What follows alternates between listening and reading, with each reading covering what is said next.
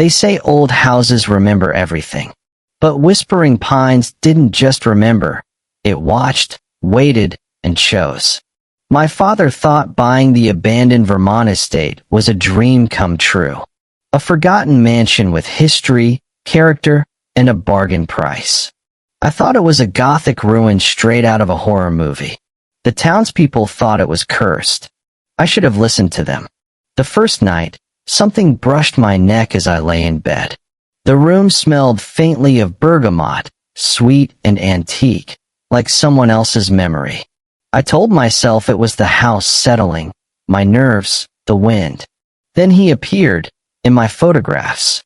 In the red glow of my makeshift darkroom, I noticed a figure standing among the garden shadows on the negative. He hadn't been there when I took the shot. Tall, elegant, wearing old-fashioned clothes. His face was heartbreakingly sad. That night, he stood at the foot of my bed. "I am Elias," he whispered. "I never meant to frighten you." He told me his story slowly, like he'd been waiting over a century for someone to listen.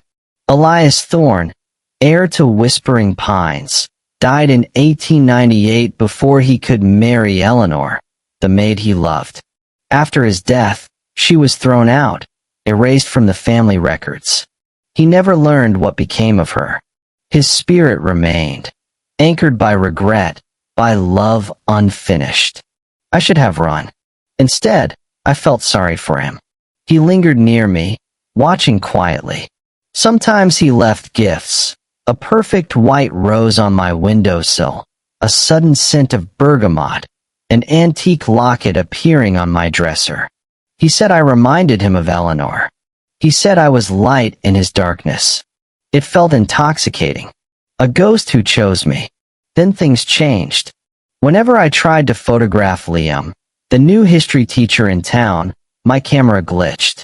When Liam asked me out, my coffee machine exploded in sparks. Later, a porch swing snapped and slammed into his shoulder, dislocating it. Elias's sadness turned into something sharper.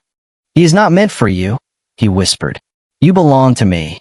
When I tried to leave, my Jeep's tires were shredded with long, claw-like slashes. And then I found the vow. Inside the antique locket was a folded parchment. A wedding promise. Someone had crossed out, "until my last breath," and written instead, "and beyond."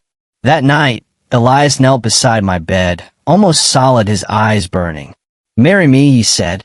"Bind yourself to me in the old garden. Then I will be at peace. No more harm. No more accidents." I was terrified, alone, and convinced he would hurt anyone who came near me. So I agreed. Under the twisted oak tree, at midnight, he spoke in a language older than the house. When he touched my wrist, a freezing mark bloomed on my skin like a burned vine. For one day, everything was quiet. Then hell began. Whispers filled my head. Invisible hands pressed on my chest while I slept. Mirrors showed him behind me, hand around my throat. My body became bruised from cold spots. The house began attacking me. Boiling showers, collapsing railings, falling furniture. "You are my wife," he said. "Your mind, your breath, your soul belong to me."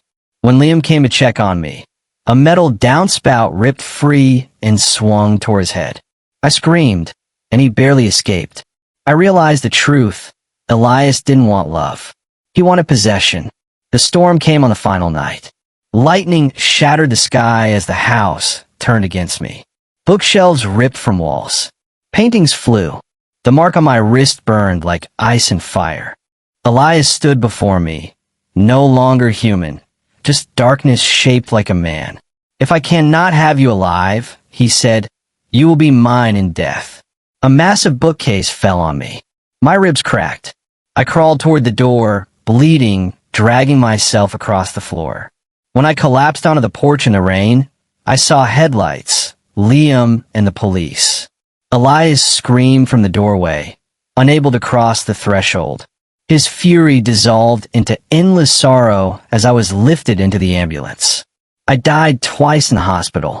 They brought me back twice. But I know the truth. The vow never broke. Some nights in the sterile hospital room, I feel that cold breath on my neck. I smell bergamot, and the scar on my wrist pulses like a heartbeat that isn't mine. From this day, until my last breath, and beyond,